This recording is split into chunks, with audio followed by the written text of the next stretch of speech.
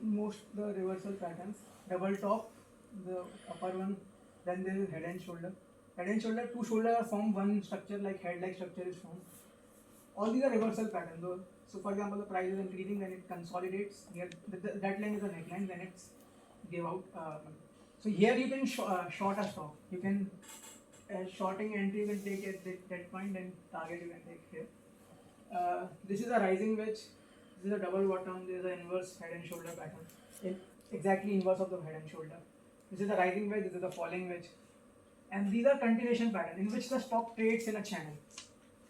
So this is falling wedge. This is a bullish rectangle. Many patterns. Ascending triangle and all.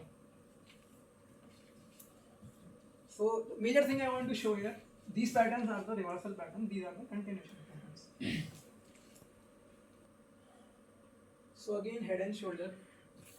So at the head, top of head, the stock peaks out, then it reverses that direction from the top of the head, and there first shoulder, second shoulder, first shoulder, second shoulder, then head, then again head.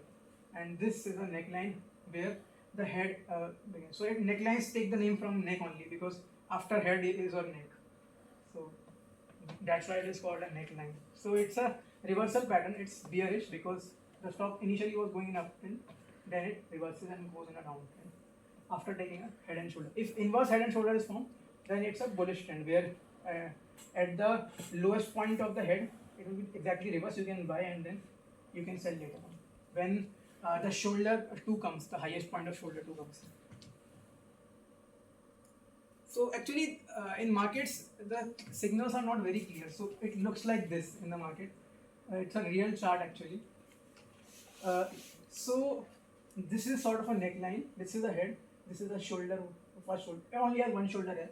Left shoulder. This is the right shoulder. So what you can do, we can short at the highest point and then buy later, or you can also do sell here, buy here. Whatever you can do, or you can maybe buy it later when again reverse head and shoulder forms. Then you can buy.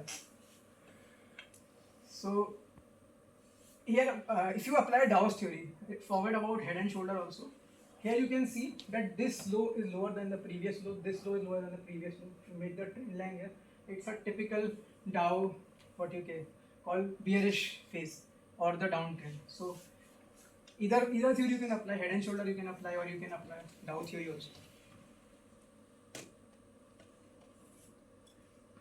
So again, one more head and shoulder pattern.